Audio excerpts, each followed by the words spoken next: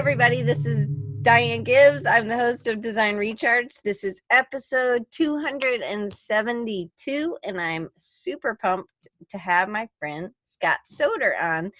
And Scott, I even used you. I was talking to my students this morning about social media, and I had a picture of one of your posts with the pig on the pogo stick. Because I just love how you utilize that. So you're in a square for Instagram, but then you had a circle behind the pig and he was on. I just love your illustrations. Like, I really just wanted to squeeze them. They're just so cute. Well, thank you. I've been a huge fan for a long time because I made that presentation a while ago. So we have some other new people too. If you're new, please put your stuff over in put your stuff. That sounds weird. Put your name and then, or where you're from over in the chat. And then that way we get to know you better. And lots of other people are coming. And if you come a little early, we always go live earlier. And then sorry, hit my microphone. Then we can talk a little bit and make you feel a little bit more part of the crew. So Frederick and Heather are joining us today too. So I'm excited to have y'all here. And Jason. So Jason, Creative South Jason, I think. Hey, Jason. Oh no, Jason's here from Seattle. Sweet. A different Jason. So Jason, tell us maybe what your last name is. We have a good many Jasons that come. Oh, Jason Thornton. Oh yeah. Awesome. Okay. All right. Well, we're getting started. And we did not get through all this stuff last time, but I love Scott's story. And so we're really going to dig in today. And so Scott, we're not really going on background. You guys, if you're watching, you can go back to episode 250 and listen to the first part, or pull it up if you just look up Scott Soeder, Soeder.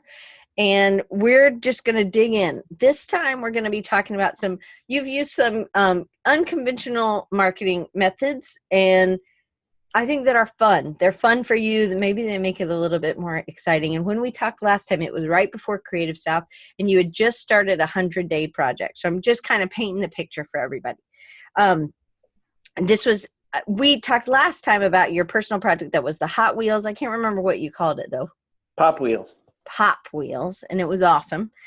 But you have incorporated personal projects more than once into your daily schedule. I want to know how you're fitting that in, because I think sometimes we get off track and we think, how I can't do this, I'm too busy. But you've done this multiple times, and I think it's gotten you work, right? I believe so, yeah.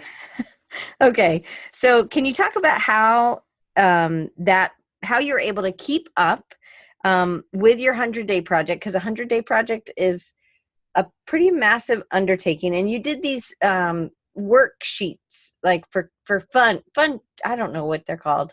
I just called them activity sheets. Activity sheets, much better than worksheets. Work has a bad word in it, right? WORK. All right, so you did these worksheets. So how did you keep up? Because 100 days is a long time. You went to Creative South in the middle of that 100 days.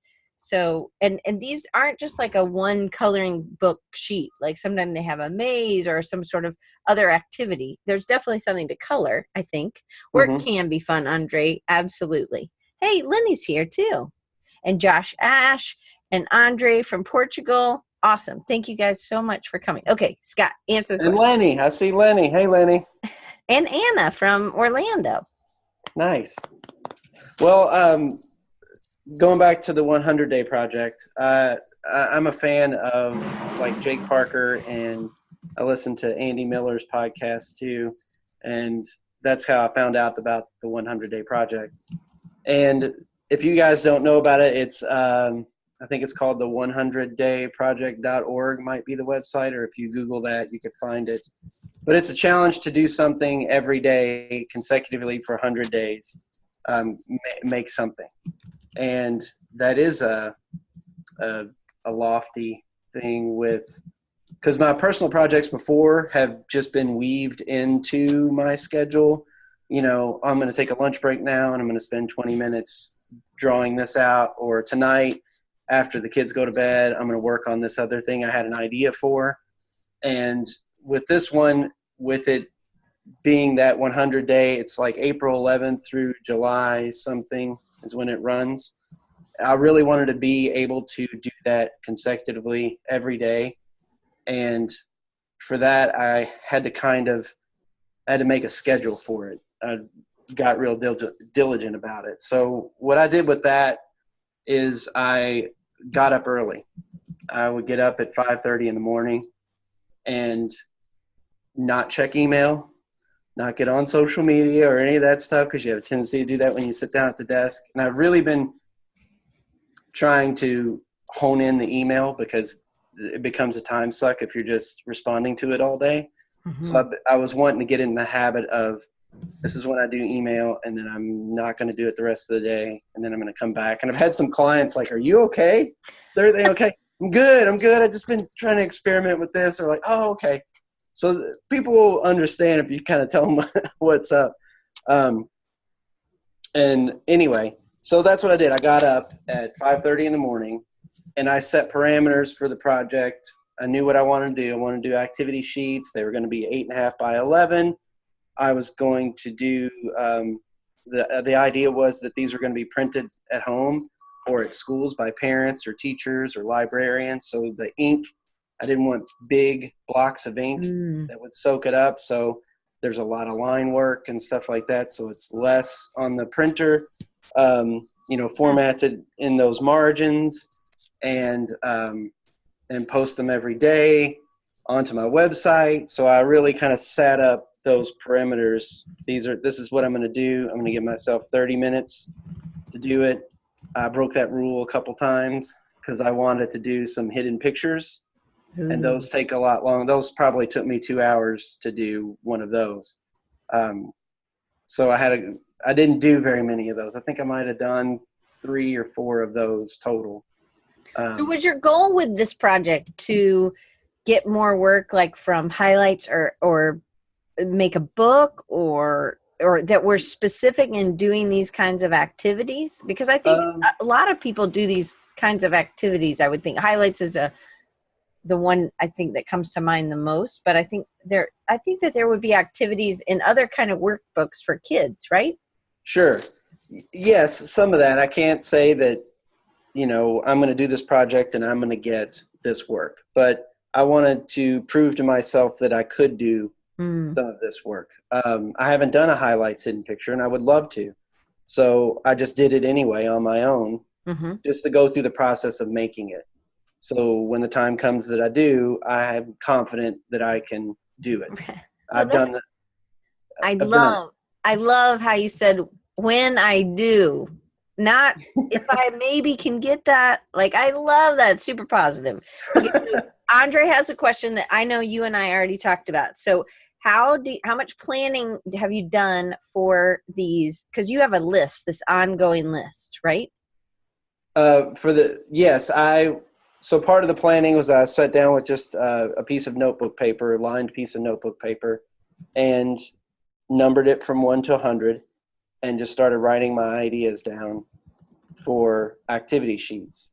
And part of it is I wanted to, I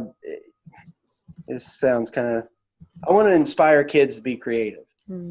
I want, you see a lot, when you used to go to a restaurant, you see kids coloring with the little menus and stuff. And that's another project I would love to do, is like a menu at a restaurant, that stuff. But now you just see them poking at an iPad, or maybe not even poking at it, just sitting there staring at the screen.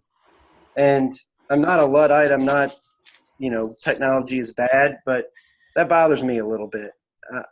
I would like to see kids, they have great imaginations and awesome creativity, and I'd love to see them put it to use. And if I can make these little sheets and kids can work on that and parents can share them, that was part of it too.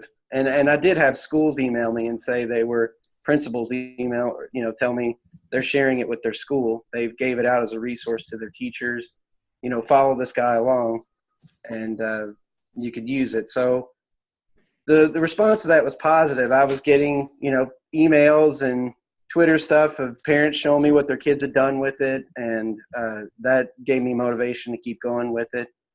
And that was part of it.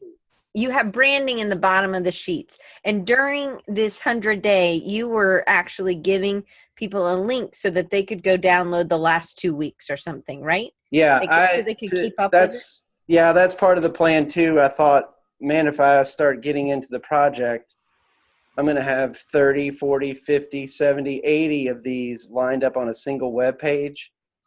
It's going to take forever to load. So I just made it easy on myself. I was keep the latest 5 up there. So once I had 5, then I would take one down and put the latest one up. So theoretically, if you came back to my site every 5 days, you would have a chance to download all of them. So if you followed along and came every 5 days, then you would have gotten all 100 that I posted. So I tried to make that known too, that I'm not keeping all of them up there. So if you have one, just visit me every 5 days and you'll get it. You don't have to come every day and download, but every 5 days, and that just made it easier for me to manage. So Andre has another question. He's like really popping on these, this marketing one. So did you have an email list for these, and did you send it out as a reminder to people on your list? I know you do have an email list. Okay. Yes. I'm very careful with the email list. I don't send out things very often. I try to just send things out when I have several things to say and not hit you every time I have something new. I hate that myself, when you get those, and you're just kind of like every week when I send you 2 emails. No, not like that. But you guys know what I mean. You'll get, you sign every up for something. Day. You're always careful with your email. It's like, I'm going to get this and I'm going to get bombarded. So I try not to do that at all. I would say I send an email out once a quarter, or maybe more or less, depending on what I have to say. So I'd say if you sign up to the list that I have, you're going to get 4 emails a year, maybe 5, and that's it. And so people on this email list are mostly other, like, art directors or people who would be utilizing this, or this could be, because I think I'm on your email list, so it's like regular people too. It's not, or do you have like a demographic? Well, it's segmented. Okay. The list is segmented. So yes, I have an email list that I send to publishers, and that email would be different than what I would send to everybody else. Some of the content's different. A little bit of the content's different. Some of it's the same. But yeah, I send that out and I segment the list. So what you see may not be what I send to an art director. An art director just wants to see my artwork sometimes and know if I've gotten any awards or if I've published something new. That's what they want to know. They might not want to know about my activity sheets. So that list is kind of professional. But that doesn't mean they don't either. It depends on the content. Just depends. You're being specific and targeting those people with what they might or might not. Yes, I'm trying to decide. Now, some of them might want that, and that's fine. But I segment my list, so it might not be the same. So segmenting your list. So this is an important part. So you have 2 places on your website, or when you have like a lead generation or a lead magnet for somebody who's an art director, and then you have a sign up list for just a regular person like me. Yeah, sometimes the list is segmented if they're coming in. There might be a checkbox of what they want to, and sometimes they might check both, or they might just check one. Or in the case that have a relationship with an art director and I say I'd like to add you to my list, then I'm putting them where I think they should go.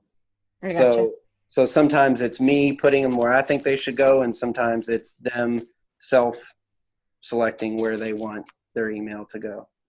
All right, so I figured we would get this question, but Anna had the question about Inktober, and if you were participating in Inktober. And then after Inktober, I'm going to ask you a question about consistency. Have you ever participated in Inktober? I have. I've done it twice. And so the question is, am I participating in Inktober? Meaning, am I posting Inktober drawings right now? No. Do I want to, and do I have ideas for it, and do I plan to catch up with it? Yes. I have some client work that I have to get out the door before I do that. But so I'm prepping right now. I'm cutting my sheets and deciding what I'm going to do. I think I'm going to use an old school pen and nib because I haven't done that in a while, and I think it would be fun to work that way.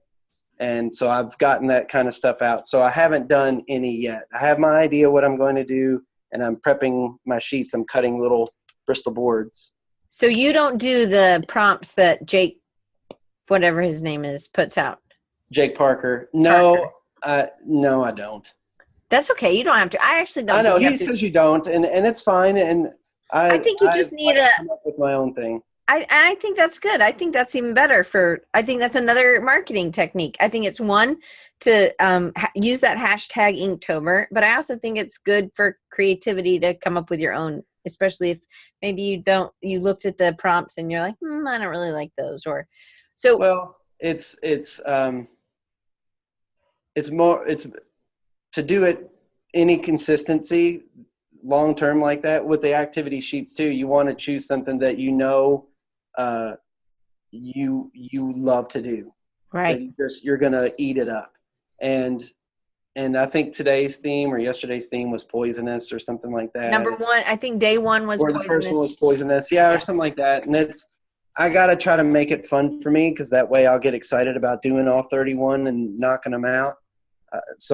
For me to be, and it's a personal project. You can do whatever you want to. You can make your own rules. So, and I would say Jake would be like, yes, do your own thing. But for people that want some kind of kickstart on it, he makes that prompt list, which is cool. Yeah, absolutely. So, and Andre says, do whatever. It's supposed to be a fun project. Do what you want to do. And I also think, so consistency was my next question. So with 100-day project, so you've done Inktober before, you've had the pop wheels I don't even know how many. There were so many of those. How many were those total? Well, and I think I've done 20 something. I think I've done 20. But I have a list of about 150 that I want to do. And they weren't consistent day after day after day. But I do those when those were just weaved into whatever. I just had this idea of doing them.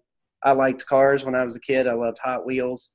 And I wanted to I thought it would be fun. It's the same. You give yourself a project. You're just making up the rules and giving yourself a project. And I thought, how cool would it be to do the packaging for Hot Wheels for Mattel? That would be amazing. So I was in the store looking at them, and they're kind of highly rendered Photoshop cars. They're very cool. I'm not saying that they're not, but I thought, what would I do if I were to do this? If they were to call me, how would I do it? What would I do? And then you start making your rules. Like, I would do it this way. So I made my rules. I would do, since they're highly rendered Photoshop files, I'm going to go the other way. I'm going to do more of a flat graphic look to them. I want them to be animated. I want them to seem alive, and then what cars would I do? And I thought I would do just all these cars from pop culture. When I was growing up, it seemed like every TV show had a cool car, the A-Team band, the Dukes of Hazzard car, all that stuff. So I just made a list of all these cars from pop culture. So I called it Pop Wheels. And then I just started doing whenever I had time. And I've gotten through about 20 something of them. And they're fun. They're a lot of fun. I had an ice cream shop in town display a bunch of them. Oh, fun. And they had a contest. If you could email me and name each one where it came from, then they would win a free poster of it that I made. And that was a lot of fun to do something like that. So, yeah. That is cool. Okay, so, and Sean says, dude, those are epic. Thanks. Thanks. And they won. I see or AIGA Orlando. That project ended up winning an AIGA award too. Oh, that's awesome. So that's a personal project that ends up, it just feeds in. So it's something you can do when you need to warm up your hand or you're just stuck somewhere else. You can always go back to that because you have a list of 150. You just take the next one down. Take the next one down. And then I will, because if you talk to people about the project or they know about it, every now and then I'll get an email that just says, dude, chitty chitty bang bang car, I got to see you do this. I'm like, that's a great one. And I'll add that to the list, or something like that. Or there'll be a new car that, for somebody saw that I didn't think of or didn't know about, and they'll tell me about it, and I'll add that to the list. So I may never get through that whole list, but I it's bet you fun. will. I never not have anything to do. Right. So what about consistency? You talked about it a little bit. So sometimes you can have a project that's just an ongoing, like the Pop Wheels, but then sometimes there's 30-day projects. You've done Inktober before.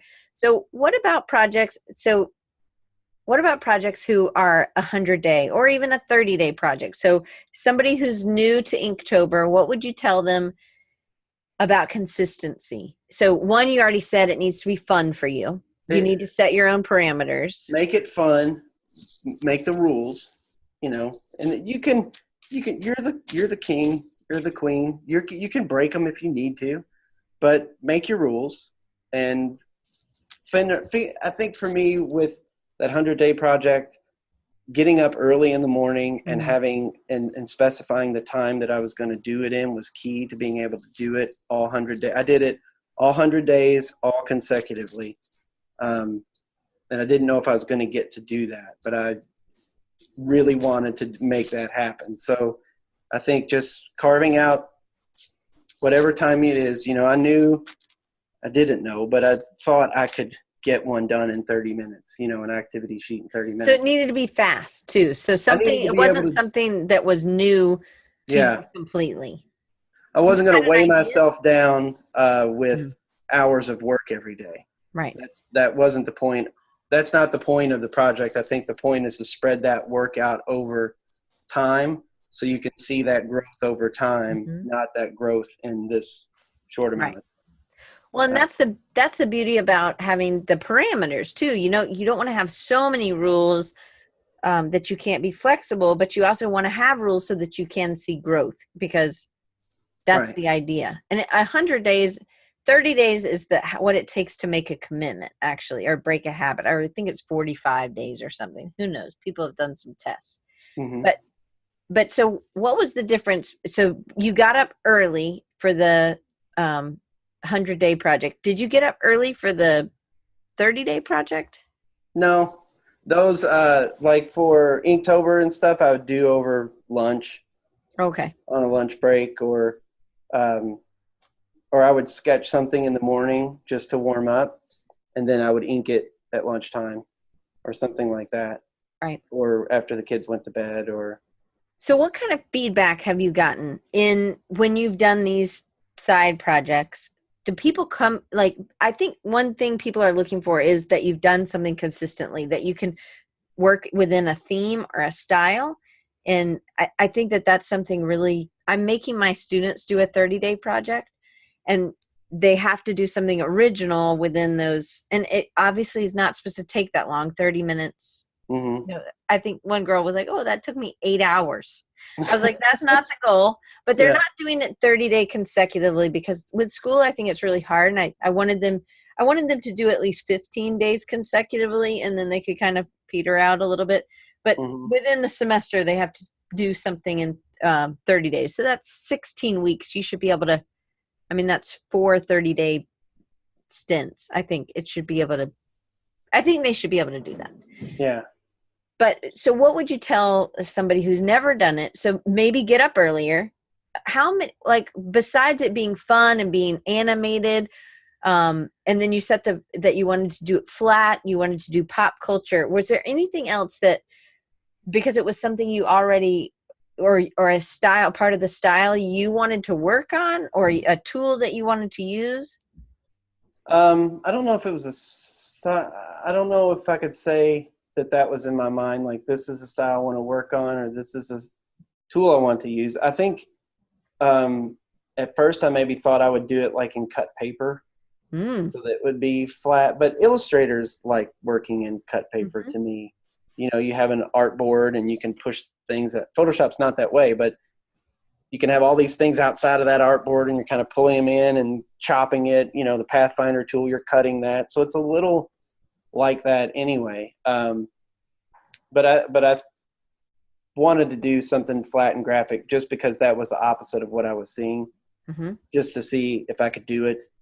I think the first one I did was the Dukes of Hazzard car. General Lee. The General Lee. Yes, the General Lee. We're showing our age. That was Friday nights, right? That was Friday nights, yeah. So, I mean, with that project, it was like that. With the 100-day project, just that time period, making sure that it was small. And then because I was doing things like Creative South, I had to figure out a plan for that. So I would do 2 a day or 3 a day. And sometimes I would take the best 2 and kind of push 1 back, so that I built up a little bit before I went to Creative South. So I had like 6 or 7 kind of in the bank, so to speak. So that while I was at Creative South, all I was doing was posting them to my website and then sharing them on social media. And you could schedule those posts, right? You can schedule those posts. So that's what I did. I just had them together, had my laptop with me, and I did that while I was at Creative South. And then that worked well, and I used that probably a couple more times over the course of the project, as I really want to not do that this weekend, and I'm going to build up a couple through the week, so it's Saturday and Sunday I can just schedule those posts and have a weekend. So I did that a couple times. I don't know if that's cheating, but that's what I did.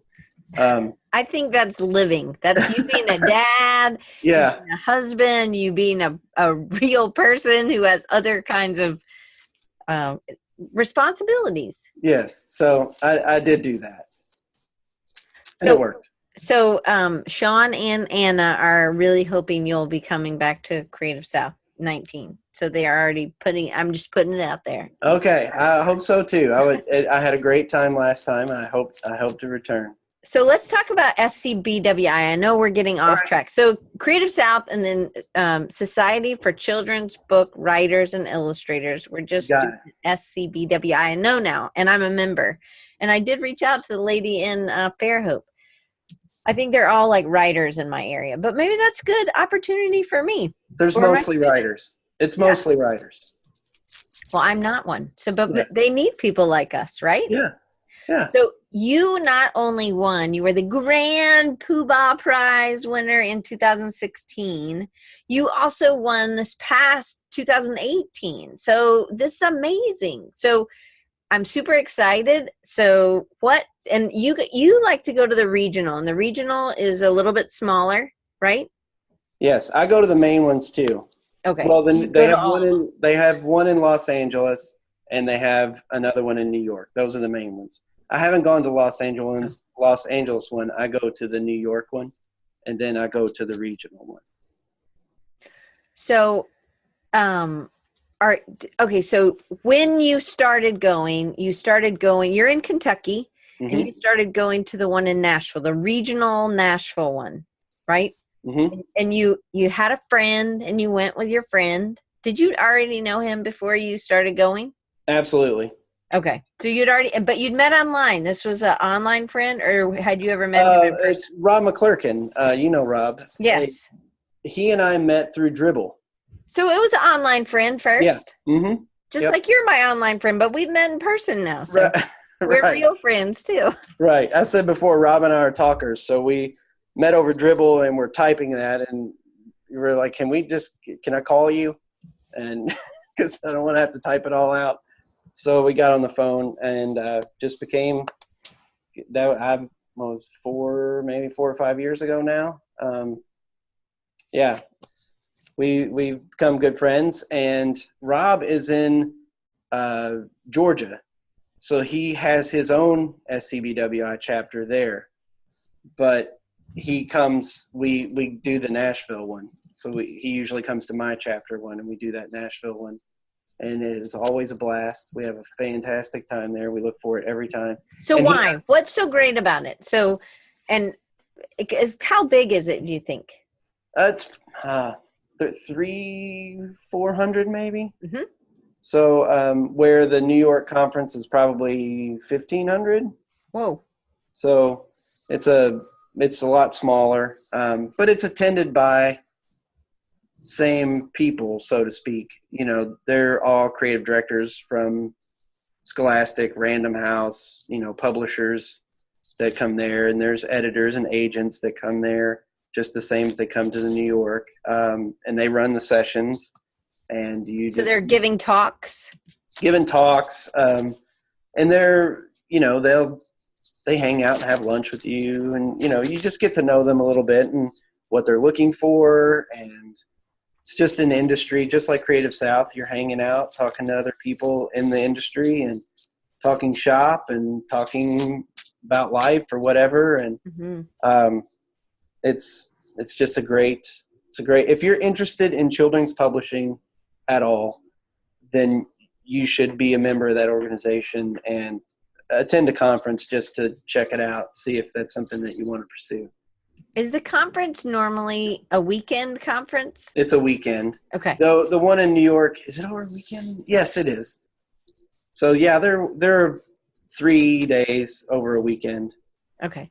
Sometimes that's a little bit easier if you're working to do a weekend one than do one. They're usually over a weekend. If they do a pre-conference thing, I think that's usually on a Thursday or maybe a Friday, and then Friday night they'll have, you know, a portfolio showcase and all that, and then Saturday a session, Sunday a session, and you're out by midday on Sunday. Okay, cool. So, but you're just meeting people, but there's also an opportunity. I think Josh Cleland talked about that you could do portfolio reviews, or they look through. Have you ever done that part? Yeah, every time. Yep. Oh, wow. So you get to sit down one-on-one with an art director from wherever. Just one? And, it's one-on-one. No, but do you only get paired with one art director? Yeah. Okay. Yeah. They can look at your work in the showcase. They'll have a showcase. So art directors come peruse that. And then you can sign up to have your work critiqued from an art director, and you sit down one-on-one and they go through your book and give you feedback. And it's usually quite helpful. So Anna says, do you get to choose the art director? I don't believe you do you? You used to be able to, let's see. Yes and no. They used to have it where you did, and then now I think you can do it where you can not, if you want, you can just, I want a portfolio review and someone will pair you with somebody, or you can pay a little bit and they will put you to the person you want. You know, if you've looked at them and there's somebody that you really want to be reviewed by, you can pay a little bit and they will put you with that person. So why I asked if there was just one, our portfolio review we do for our students, you get like 5, and you get 20-minute sessions, and they're speed dating kind of. And that's what Andre was just saying. In Spain, there's a festival and it has speed date with art directors to show your work, in case you're looking for love.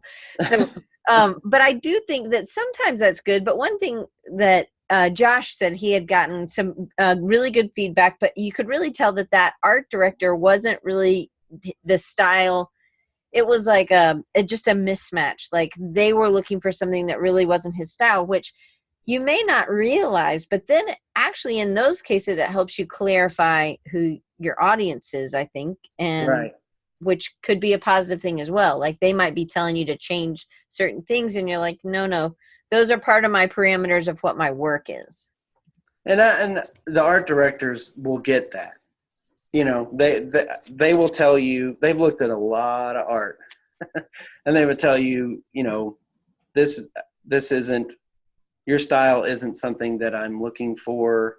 Or they might, you know, or might say, have you looked at this particular publisher, or do you know this art director, because they would love this, you know, or something. Like they will point you in a direction if they don't think that, or they will talk to you what your style, you know. I'm goofy. And I, you know, I know that my work isn't going to be used to tell a sweet, sappy story. I don't think they're going to, they got a goofball manuscript and they're like, I know a goofball and he'd be perfect, you know, or something like that. I know, and I'm fine with that. That's what I like to do. So they know that. They've looked at a lot of work. So Anna wants to know, what's the interaction like with art or agents if you're if you were ever looking for an agent, if, for instance, she says? They're there, and sometimes they don't like you to know that they're there. And they don't put that on their name card at all. But they're there, and you can find out who they are, and some because they're speaking at sessions. So it's kind of funny that I don't want anybody to know who I am. Well, you're speaking in the next session. Everybody here is going to know who you are. But there's some of that, and in the regional, it's less so. There's not that barrier. In a big one like New York, there's a barrier. They really because they will get bombarded and tracked down. There's stories of people sliding manuscripts under the stall door in the restroom and things like that. So there will be somebody that ruins it for everyone, and that just happens. But I think with an agent, you have to figure out what you're looking for and what you want in an agent, and just ask your friends, ask around, do you have an agent? Do you like your agent? I know some people that work with no agents and are totally fine with it, and some people that love working with their agent, and you just have to find somebody that's going to be a cheerleader for your work and who believes in what you do and wants to see it thrive, and you're not just something on their log sheet that helps pay the bills. Right. And the same for you. The agent should be something on your log. It's not a revenue stream. Shouldn't be, it should be somebody that you're trying to build a career with, in my opinion. So, do you have an agent? No. Yeah, I didn't think you did. No. But that's by choice. That's my choice. Early on, I did submit to some illustration houses, and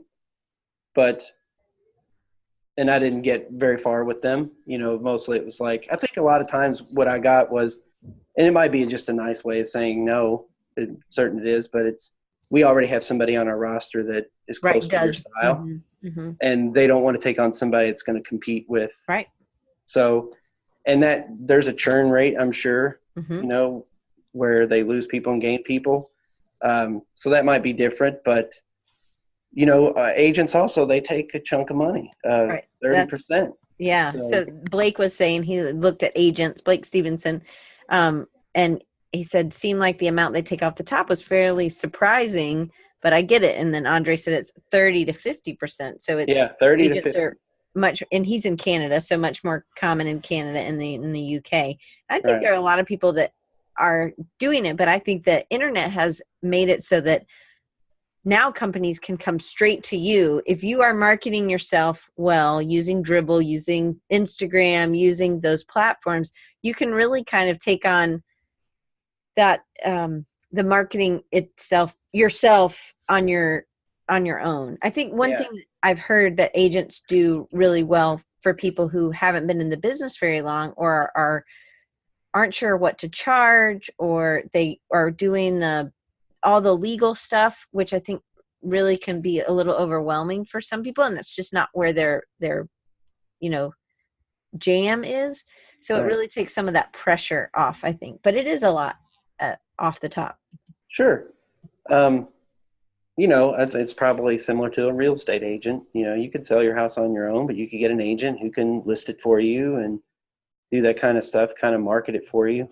I think even if you had an agent, you should be doing some marketing. You can't leave it all up to them. And then you would have to, their cost, if they're taking 30 to 50%, they really need to be bringing you in some income. Right. to be able to justify paying that. So, but if you're looking at it as you're building a career with this person, and they're like a cheerleader for your work and want to see it succeed, and you both will succeed together, then it only benefits them if you succeed. If you're making more money, they get more money, and if you're doing really well, and that's so and so's agent. I need to get with that guy. It raises both of your stock. So Right. it's in the best interest that both of you do well. But no, I'm on my own. All right. So let's talk about SCBWI, your award-winning pieces. So Okay. when you submit, what pieces did you submit? I don't know if you have them pulled up. If you don't, no worries. But if you do, you can. I just have it on my website. Okay. I don't know if you want to. Yeah, I can go there. Well, or I can share my screen and pull it up. Yeah, share your screen. Okay, Diane. Do I click share? Click share, and then you're going to choose your web browser. Desktop. Or desktop. Share. Okay. Your desktop is really clean. Okay. Well, I have a folder here. You can probably see it called Kitchen Drawer. Yeah. And that's where I throw a bunch of stuff. Okay. Just so that it doesn't suck the RAM down on the computer. Mm-hmm. So I'm trying to draw that on the screen. Here's the piece. So how it works is you get a prompt. They give you a line of text, and you're supposed to illustrate that line of text as if it were 2 facing pages in a book. And I forget what the measurements. They give you measurements too. And then you're supposed to just interpret that text. And how long do you have to do it? Like how long from when they post the text to when it's due? You have a good amount of time. Well, what's a good amount of time for you? I'd say you probably have 3 weeks. Oh, okay. 3 weeks, maybe a month. I can't remember. This one's just so funny. Thank you. I think humor is in all of your pieces, right? Like it's definite staple. Yes. So in this one, you get a fair amount of time, and I drug my feet on this one, and I sat down and was like, okay, I really need to get this done. If I don't want to go there and not have anything. So I just told myself I can't be too precious about this. So is it due at the? Yes, you show up with it mounted on it's graphic design in a little bit that way. You get the black matte board, and it's printed, and you get out the old 3M, spray glue. Yeah, you post it on there, and then it gets hung. Conference, and then the art director will come through and review everything and choose the one that she thinks is the winner. So in this case, it was Patty Ann Harris from Scholastic. She's the creative director at Scholastic. And so this was my piece. And so, like I said, I knew that I wanted to have the characters on opposite sides because apparently there was if you read the text, there's something they knew they would never be friends. And so then I just thought about opposites and stuff. And if you follow me around at all online or connected with me there, I'm a big fan of sharks. So anytime I can work a shark into something, that's a fun challenge for me. So if people are listening on a podcast, there's a little girl and she's there. It's Halloween and it's all kind of purple. And then the 2 girls on the street, Emma's in a shark costume and she has a little pumpkin full of candy. And then Ruby is a seal with like a ball bouncing on her nose. She's in a seal costume, and then she's pulling her little red wagon full of stuff. Mm-hmm. And it says, as soon as Emma saw Ruby, she knew they would never be friends. I think that's hilarious. So, I just envisioned these 2 kids, in opposite costumes. One has very little candy, and the other one's just bringing in a haul. And that's at first what I thought it was. I was like, she didn't like her because she was better at getting candy. Yeah, so they're just opposites. She's wearing a cute little seal costume, and people are loading her up with candy, and the other one's in a shark costume and has just a regular circus peanut amount of candy. And I'm a big fan of Charles Schultz too, so know that I got a rock kind of situation. And then for the background, thinking about colors, I just whipped up a Halloween palette, purples and oranges and stuff like that. And then knew that I wanted to do the background monochromatic and then the characters in a different color to pull them, push them out, make them stand out so that you really saw the two characters and they were, together. And for the background, this is actually the street I grew up on, and the house in the background is the house I grew up in. Oh, cool. And so I pulled from that to draw that. There's just some kids back there trick-or-treating. So anyway, that was that piece, and it got selected. And so that's really cool. If you go to the SCBWI Mid-South website, they have some stuff up there. They show this. They keep it up there for a year. Oh, wow. So it's another kind of good advertising thing for you. Anybody that comes to that site for the year is going to see your piece and your name there. So that's good marketing that doesn't cost you anything. Absolutely. So anyway, that's that piece. So what about for 2016? What was it? It was a shark. Surprise, surprise. So this was the same thing. They give you a prompt? Yes, but I didn't include the text on this one, and I can't remember what the text was. So is it optional to include the text? Yes, you can include the text or not include the text. Okay. And when I submitted it, it had the text in it. It laid up here in this yellow part. Mm-hmm. That's where the text went, kind of on the submarine. And it's just a secret agent shark capturing the vampire squid, which is these are other characters that I play with all the time that I made up. So that was the 2016 winner. The art director her name was Katrina Domkaler. She was from Random House, I think, was the judge on this piece. So anyway, so that's that. All right. So how do you think, have you ever been to Icon? I was wondering. No, I haven't. I haven't been. Because it's every 2 years. It just happened. So then it'll be, I know that it's not just children. So this is more of a focused industry. Yeah. Right? And this has really helped. I think that you've gotten to know people and meet people. And you really enjoy going to SCBWI stuff. Yes, absolutely. Totally. So, Andre, I have not been to that book fair, Andre. I would love to go there. Yes, I would love to. It's in Italy. Yes, it's in Italy. I have not gone, but I would love to. All right, so we have 10 minutes left, and we've done 2 questions. Okay, terrific. How did we end up doing this? I don't know. Okay, so speed round. Okay. How do you organize your workday? Now, do you still get up at 5:30? I still have been getting up 5:30. Yep. So just get up but I use it now for emails and getting through that kind of stuff so that I can start my work day. So yeah. Okay. So how much of your day do you reach out to or of a week, or do you have a certain schedule that you reach out to new and potential clients compared to how much you're illustrating? And do you know how many projects you do in a year? Or in a month?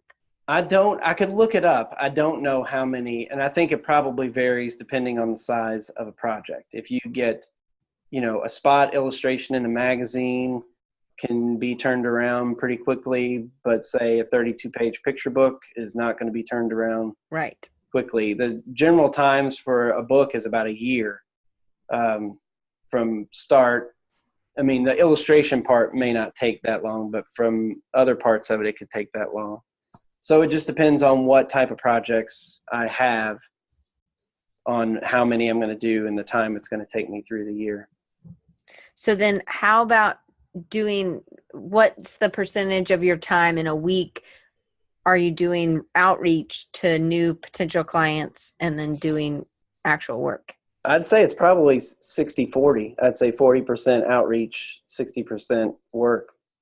So we've talked about this before, and I don't know if we recorded it or if it's just you and I talking, because we get to talking sometimes, because me and you are both talkers.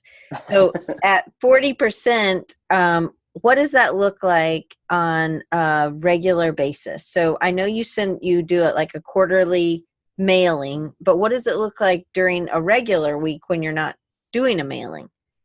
Well, it might be gathering stuff for the mailing. Okay. Like I know I'm going to send out an email during this time. It might be designing, working on a postcard. That's how we so my new postcard obviously has that piece on it and the stuff on the back. So it's working that out, time schedules for that and art for that.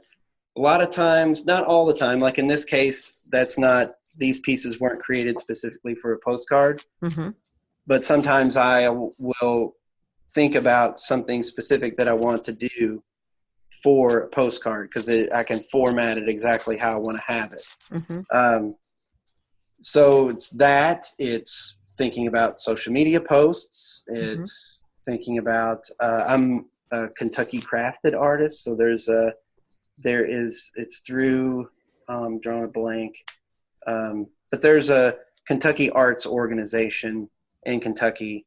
And so you get juried in, and then you can be what they call a Kentucky crafted artist.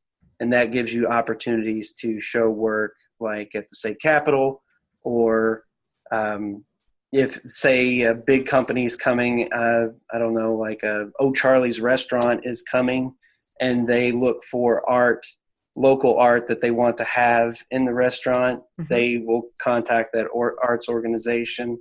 So it offers some other opportunities. They're marketing things. So I'm listed on their website. It might be reaching out to schools for school visits. Oh yeah, let's talk about that. So what is this? Because you regularly talk to kids that are not your own kids. It sounds funny, but yeah. I know it sounds a little creepy, but it's not creepy. And we talked about that a little bit, but you go and talk to kids about being an artist, right? And you do this, you plan this in, you do this. It's not something you do just once every 6 years. You do it. I don't know how often you do it. How often do you do it? I just did one a couple weeks ago. So I would, I would love to do more, but I would say probably I might do 6 a year, maybe. Oh, wow. That's a lot. I would do it once a week if I could. I love it.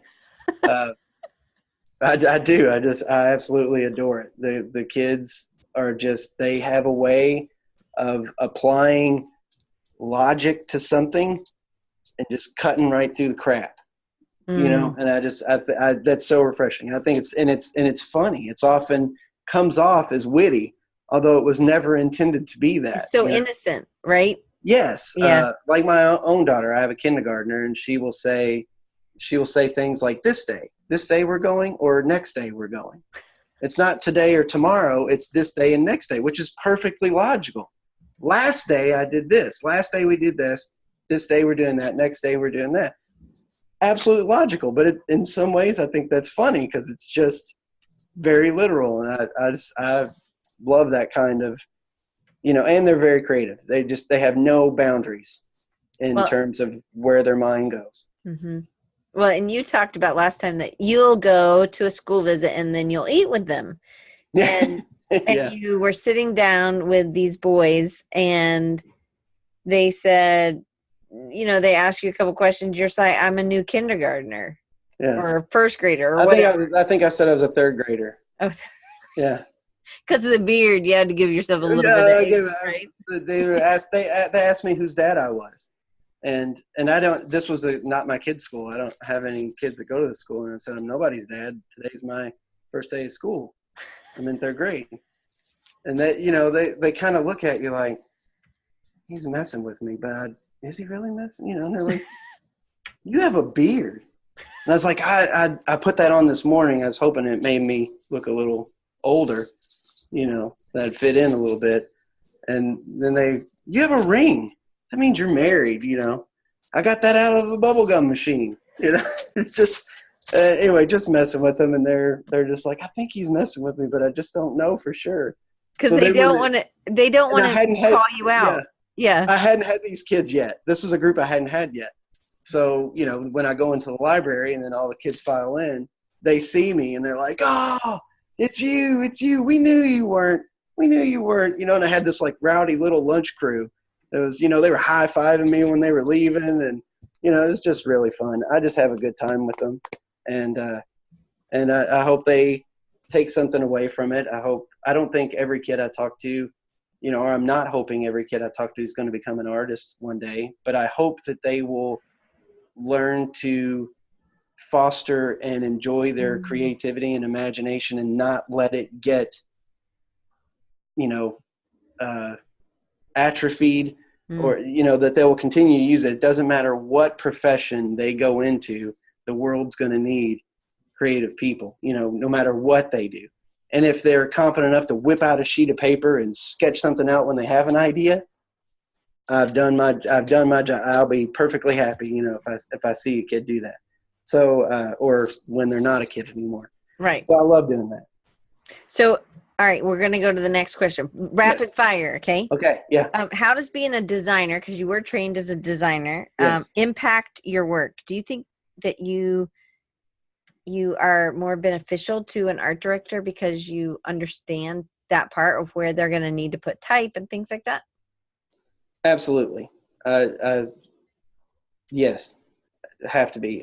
Just not that I would try to do the design work, but just being able to know what they are going to need loose, where do you want me to put this? Because I know you're going to need something for this later on. So questions to ask. Questions to ask, not intimidated by file types or production speak, and being able to do some of my own production work, setting up my own postcards, working on my website, doing my own marketing pieces, those activity sheets,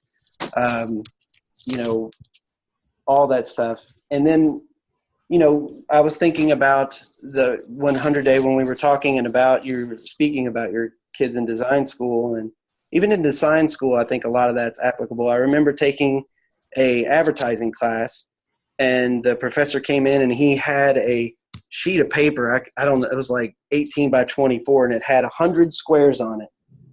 And he brought it in and gave everybody one. And tomorrow you need to come back, and that needs to be filled with 100 ideas on how to advertise Gorilla Glue. And we had to fill up these little blocks.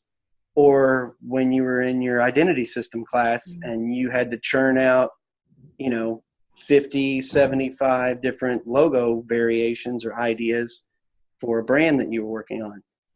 That's the same thing. We're going through, when you're working out a spread or a book or anything, you might draw it 100 times. Or when I'm designing a character, I might draw that character 100 times, trying to figure out where I put the eyes makes this happen or something like that. So yes, I think a lot of the stuff in design school is applicable to illustration work. So I know you do this, but can you talk real quick about how you start with the pencil or on the Wacom tablet or iPad? What is your process? I'll share my screen with you again. Okay. Sorry guys that we're going over. Okay. If I put a lot of this stuff on my blog, will it click there, or is it loading? It's coming. There it is. So this particular one, this is a comic I did. It's the inside front cover of a children's magazine called Spider.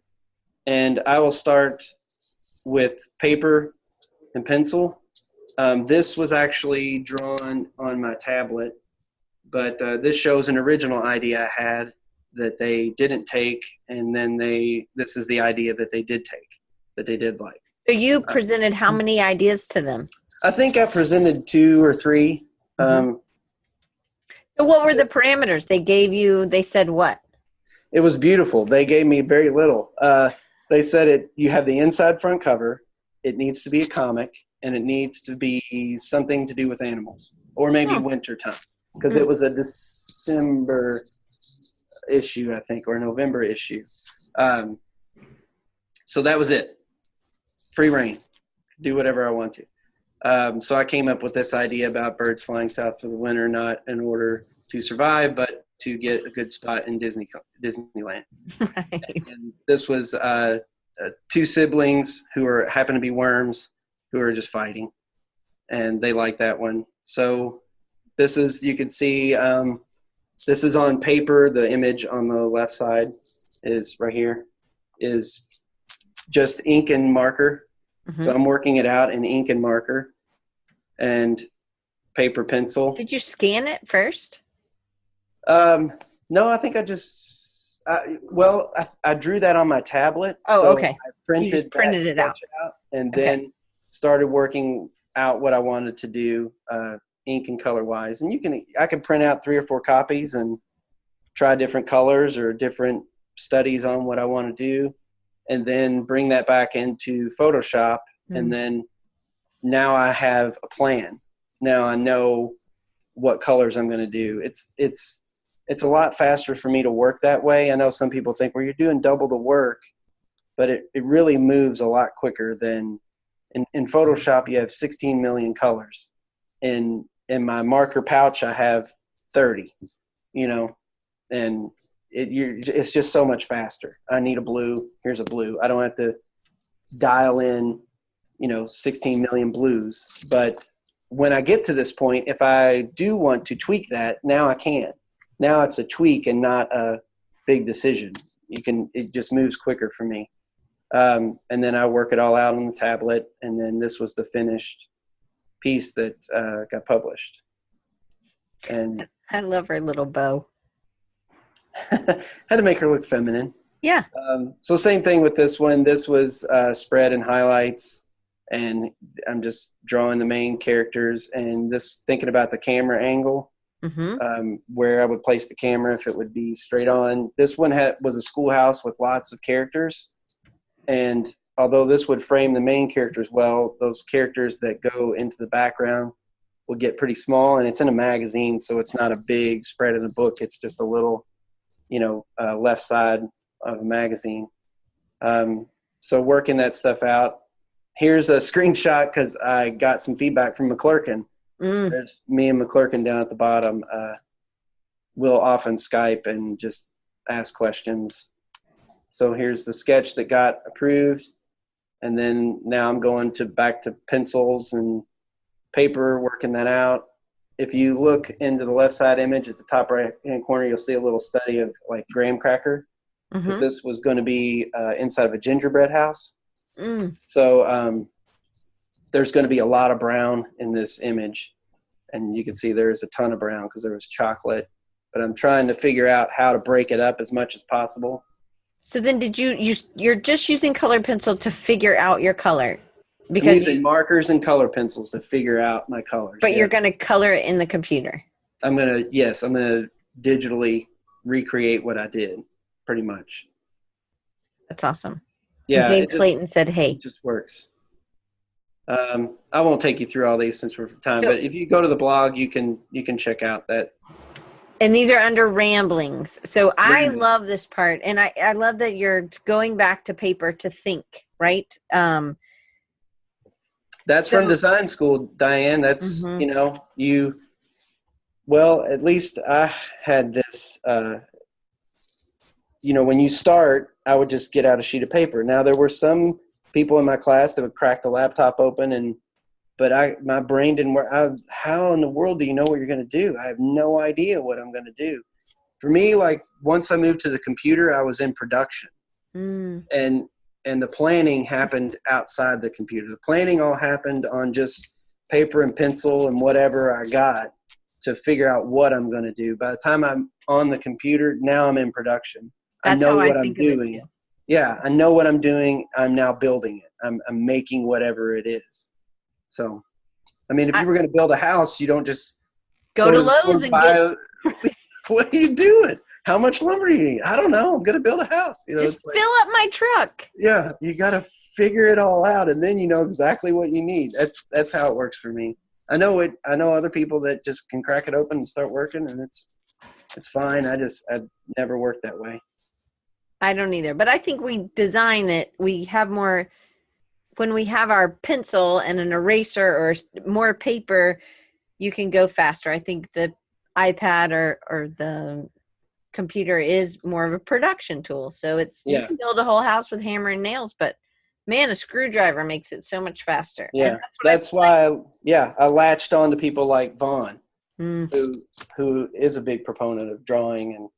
And when I first discovered him, I was, yes, that dude's saying all the stuff I think. I love that dude, and just would eat up. He'd put a book out, and I get it, and just devour his tutorials and stuff like that. Yeah, I think he's great. Well, I think it adds check him out. It adds richness, I think, to what you're doing. So we haven't ever gone over this. We got to talk about 311. I've always left it to the end. Okay. So this was a dream client for you, I think. Yes. Okay. So this is kind of combining number 5 and number 8 all in one. So at number 5, I said, what's your dream client? And number 8 was, I want you to tell them as quickly as possible the 311 story. Okay, how it began? Is that okay? Because we didn't talk about this at all last time. No, I don't think so. Okay. Well, if you don't know, there's a band called 311. They've been my favorite band since I saw them for the first time in September of 1994, and I've listened to them ever since. Huge fan. And it was another personal project. They do a concert in New Orleans. They've moved it around as of late, but they were doing a concert every March 11th in New Orleans. And it was a big deal. I think the mayor decreed it officially 311 Day in New Orleans. So March 11th is 311 Day, and they do this giant concert. And I've been to many of them. But there was one year that I couldn't go. And again, personal project, thought, wouldn't it be fun to because I love music. And I love children's books, and because you're a drummer, right? Yes, I'm a drummer, and I have a bass, I have a guitar. Yes, I'm a drummer. I'm trying to be quick. So, but I also thought, and I've had this idea too. It would be cool to do this sometime, maybe as an Inktober thing. But I thought, Paul Rand was my favorite graphic designer because he did children's books. And he did these epic brands, and he just ran this gamut of cool work. And that's just how I saw myself. I wanted to do, I love children's books, and that's what I want to do. But I would love to do some of this other stuff too. Like, wouldn't it be cool if Dr. Seuss had designed, tour shirts for the Beatles? That would have been epic. Yeah. So it's like, that would have been great. And, so anyway, I thought, what if I draw the band members in funny poses and posted them to Twitter every day, leading up to 311 Day as my own 311 celebration. I would do that. It would be fun. I would just listen to the music and draw, and it would be a fun little project. And I can't go to the concert, so it would be great. Things are different. I have 3 kids and a wife. You can't just go, see, I'm going to New Orleans for the weekend.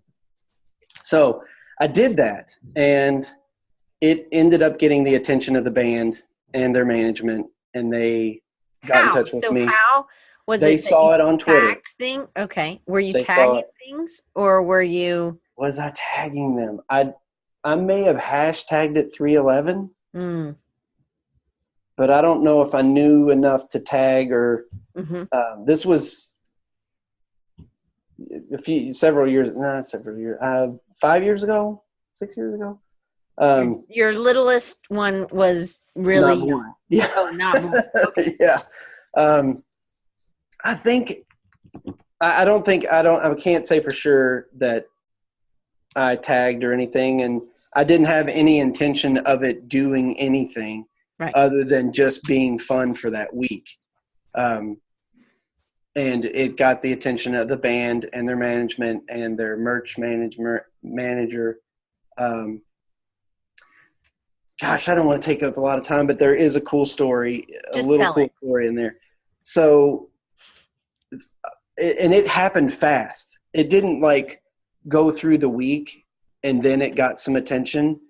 It got some attention in the first and second day.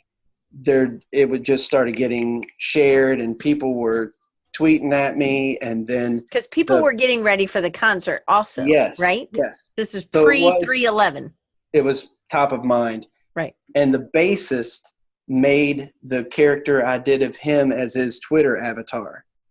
And it got a little more momentum for that. So as it started building, maybe by Wednesday of that week, my wife, I was talking, and she was like, you should make, you should take all 5 of them and put them together in something and like send it to them. And I'm like, yeah, that would be cool. I wonder if I could do that. Could I do that? It's Wednesday, So I had gotten connected with the bassist through Twitter. We were connected through there so we could message each other. Right. And so I messaged him and said, I'm going to finish this on Friday. Could I send you guys a poster of this? And would you get it? And who would I send it to if I did? And he said, yeah, I think we get it. Here's the tour manager's name. You would send it to the Lakefront Arena, care of him, and we would probably get it. So as soon as Friday came, I posted it because I think the last one I did was the drummer, and then I just kind of put them together made a piece of that, and then got it printed, framed it, then took it to the UPS store so I could overnight it to the arena. And there was a big debacle. UPS lost it. They didn't know where it was. They couldn't get to it. I ended up getting it for free because it was supposed to be guaranteed by 10:30, and they didn't know where it was. But turns out it did get delivered there. They did get it, and it now is in their studio in California. They own a studio. And then that is where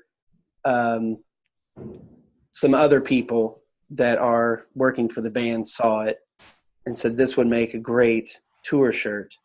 And so they contacted me, can we license this from you for a tour shirt? And it did. And I was told from the merch manager, they sold like hotcakes. They couldn't keep them in. They were huge. Didn't even have the band's logo on it, and they were selling quickly. So anyway, and that led to doing prints with them, and it led to just this past April, I did an animation of them that introduced them to the stage for their 2-day 311 thing in Vegas at the Park Theater at the MGM. They had a big show there. So I got to go there and hang out with them, and it was a blast. It was an absolute blast. I love that story. And it was a personal project, but you also knew it really well. It was something that you knew, something that you loved, and I love that. So they're all saying all because I was upset I couldn't go to the concert. So I'm going to do one last question. What's a piece of advice you would give a younger version of yourself? Younger version, start now. Oh, okay. Start right now. So it's never too late. Just start now. Yeah. I was like everybody else, if I had this piece of equipment, or if I had access to this, and I still do that. I still catch myself doing it. I will, Diane. I'll say, if I just could get this, I'll be able to do this. And then you have to stop, and sometimes you have to say, I probably have everything I need to do it. If I really wanted to do it, I probably could. Or if there was something really, truly in the way of it, I could get it, So I think about that like an iPad Pro. Like I would love an iPad Pro because I think, me and you both. I don't have one. I would love it. But I also think, okay, well, there's something I need to do and learn with actual watercolors right now, or I need to understand that medium before I dig into the iPad Pro, to be honest. I mean, I just think, okay, well, one day I'll get it. I'm just not, they're all saying it's a great investment. Right. A really nice stable brush is worth 1,000 pins, Andre says. So I agree. Thanks, Andre.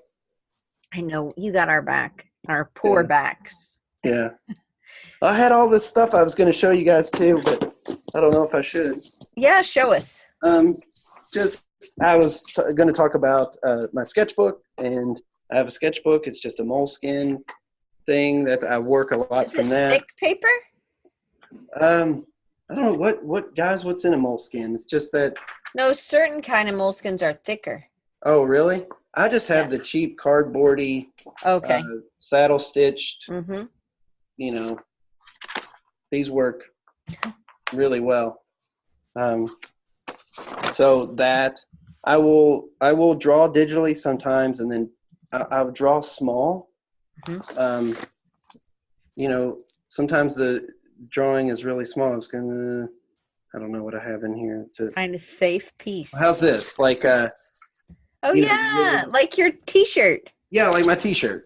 So this was a small. See, it's kind of small. You can put my finger there. Yeah. Drawing. But I will scan that in and then print that out large on a 8.5 by 11, and then I can go back over it and put in the whatever details I need. You know, but just drawing small helps me get proportions better. I think. Matt wants to ask does drawing give you energy or exhaust energy?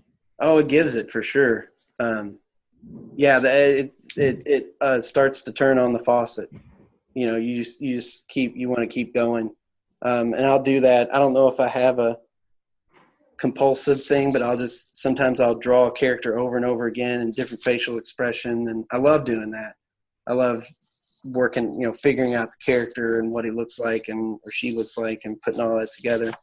And then, I'll print this out. These are two goats. Ooh, you said it sort of like a goat. Goats. Yeah. But then I'll ink and figure out colors with marker over top of it. And this is just, something I doodled in a sketchbook. Just maybe it's something, maybe it's nothing. I don't know. So you doodled it, then you blew it up, and then you printed it out, and then working out color. Yeah, scanned it or take a picture of it with your phone, and then bring it in and blow it, just stretch it out, and then print it, and then you can ink over it. Some books. This book is a good one to own if you don't have it. I mean, you could check it out at the library, but it's just that there's an artist and designers market one too. I have that. I have both of them. This is the children's one. Do you get it every year? So it's Children's Writers and Illustrators Market 2017. I don't buy them every year, but I keep them fairly. Like my artist and designers market one is 2015. And this is the 2017. So we've talked about these before, but tell people why. So it's just a listing, and it does it by category. Yeah, there's some article stuff in here too, like working with licensed content people. There's some articles and stuff too, but mostly it gives you a list of contacts that you can go through and see. And what kind of stuff they buy, right? Yeah, and how to get in touch with them. So I think figuring out, where your work fits in the market, like what if it's children's books, going to the bookstore, looking around at what books catch your eye and why, and knowing what kind of books you want to do and where you fit in the market, and just pull them off the shelf and flip them over and see who published them. And go home and Google and find out who the art director is, and then add them to your mailing list. That's how you can build, a snail mail list. And then I like reading these books too, just books like this, like How to Sell Your Art Online. A lot of these books are going to repeat, I'd say 80% of the same information. You'll read the same thing over and over again, but then there's always some little tidbit in one of these. And I have a little notebook I'll write to. This is a library book, so I can't mark it up. And I don't like to do that anyway. I'd rather just take notes, and I'll take notes. And this one's really interesting. It's called Subscribed, and it's about subscription models. And as a designer, you're familiar with that because Adobe did that to everyone. And so this book kind of analyzes those.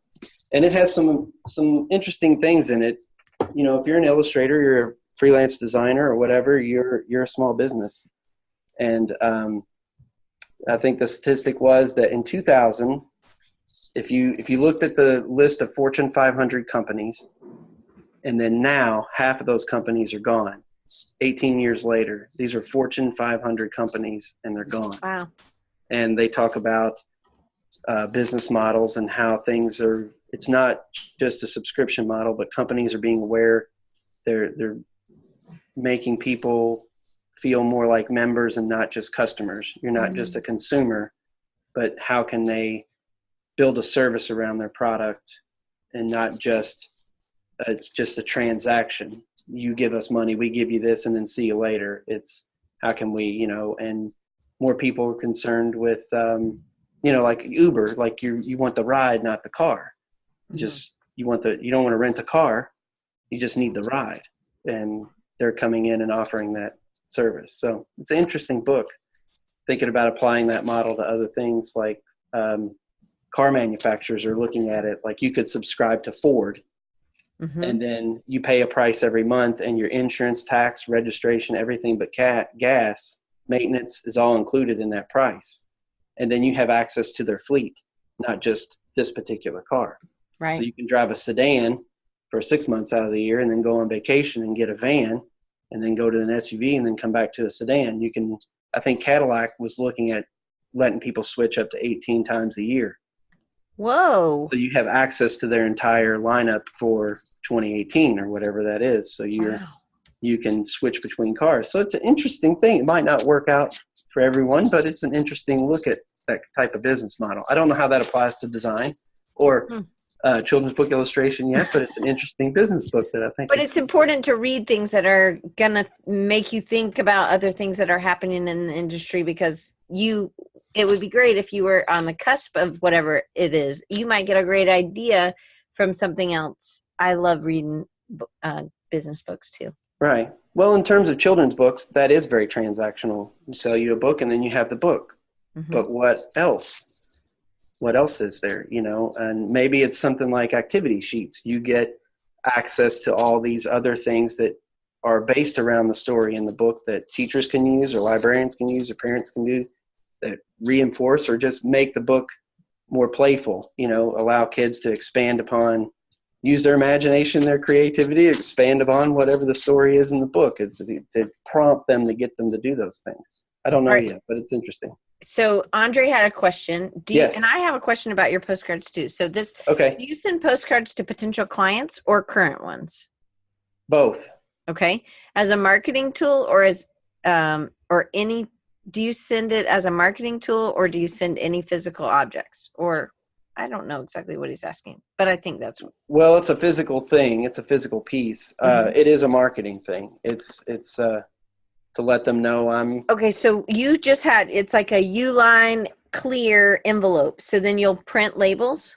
Oh, yes. Okay. I got it for clear bags, clearbags.com. Uline has them too. But Uline has them too. But I found that the Uline ones are kind of cheaper. These. Oh, yeah. Those look more like a crisper. Yes, these are called their crystal clear bags. But they look like Uline sort of fold funny, right? They're a different kind of plastic. Yours are like flatter. Yeah, it's just a little sleeve. They slip right into this little sleeve. Okay. And then this adhesive strip pulls off and then it folds off. And then I put a stamp and a label on that and then mail it. And they can take this out. Do you put anything else in there? A letter or? Sometimes I'll write a little note here. With this layout, different ones, or sometimes I'll put a little note or sticker.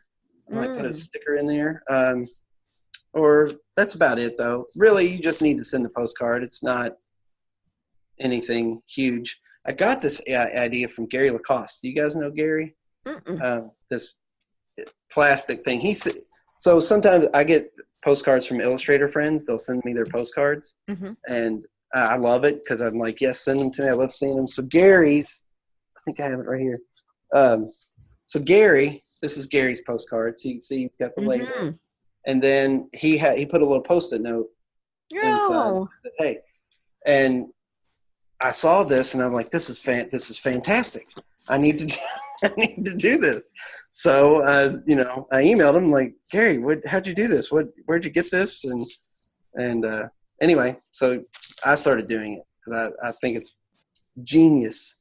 It is genius. So it protects the art, it protects from getting scraped up in the mail and makes it stand out. and you can slide a little thing in there. So yes, I do that with the postcards. They are marketing pieces. They are meant to advertise to potential clients. So yes, I will send it to current people who I'm working with, and then I will send them to people I have not worked with yet. I think we covered everything except some of the little questions within. Yay, an hour and a half. We got through it. Thanks for sticking around, guys. Sorry it was long. Oh, I think they really wanted to hear. So I actually am very glad we got it done. But you've actually seen clients come out of this. You're able to be a supporting member of your family, right? This is not just a hobby. No, I intend this this is going to be my career until I can't hold a pencil anymore. Right. Hopefully that's never. But no, this is, it's the ambition of a childhood dream to do this kind of work. So yeah. But it's also it's doing it. You're not. It is a lot of marketing. There's other things that come in. You have to be strategic about what you're putting on social media and how often you're posting and what you're and doing these 100-day projects. I'm sure if that was the 100 days that other people were doing it, you're able to be seen more. And that's why Inktober is a great time, because we can be a community and encourage each other during that Inktober time. And I'm right there with you. I haven't been able to start on time, but I have my own theme, and I'm going to do my own theme, because I think that that's for me. And I think it's important to sometimes do it when other people are doing it. It doesn't matter to me if you can't get all your 30 days in that time. I think you got to be realistic, because you're planning on doing 31 drawings, but I'm not going to start them until I get some of my client work out. But it is what it is. Exactly. All right. So next week we have Bill Gardner from Logo Lounge. So awesome. I know. Tell him I said hello. I will. I'm real excited to have him on, and because he's done so many things. If you like drawing and you like drawing logos and you like making marks and the simplification, Logo Lounge has been, they make books, and there's a whole bunch of things just for teachers too, which I think is really incredible. So I'm really excited to have him on, and I'm excited to have lots of new people here today. Thank you so much. And how you get in touch with Scott, let me tell you, is you go, Scott's last name is Soeder. Hopefully all of you can spell Scott, but it's Scott. So scottsoeder.com, and I'm going to put all these in the chat, but you can also get him on Dribbble at Scott Soeder. Dribbble has 3 B's. Dribbble.com/Scott Soeder. On Instagram, he's Scott Soeder, but on Facebook, he's Scott Makes Art, Scott Makes Art. And then on Twitter, he's Scott Soeder Art. Yes. I know we can't always have you do have a good, interesting last name that really makes it unique, I think. Yeah, but somebody already had the Twitter handle. Yeah. And I couldn't get it. So. Well, and Taylor actually put in the SCBWI link. It's scbwi.org. So if anybody wants to join, the mid-south region. Mid-South region is Kentucky, yours. Tennessee, yeah. So, and you go to conferences, you meet people, you talk to people, you have mentors that you are in community with often. And I think that that's been that's been super helpful to you as well. And I would encourage people to find other people as well, right? Yes, absolutely. Yeah, come to a conference. Right. Creative South or SCBWI or any conference, You say it so fast, like it's so easy to say SCBWI. it takes me a little bit. I'm like a slow kid, I guess, on the bus. But guys, I hope you tune in next week. I won't be in Eastern time zone to put it out there, so that's why I messed up today, because I did it when I was in Michigan. And if you want to get in touch with me, you can always find me on @DesignRecharge at Twitter and Instagram. That's the best way. Or you can always email me at diane@rechargingyou.com. So I hope you guys will tune in next week. Scott, thank you so much. I always enjoy our conversations. We got it done. It took a little longer, but we got it done. So thank you. Thank you. All right, guys. See you next week.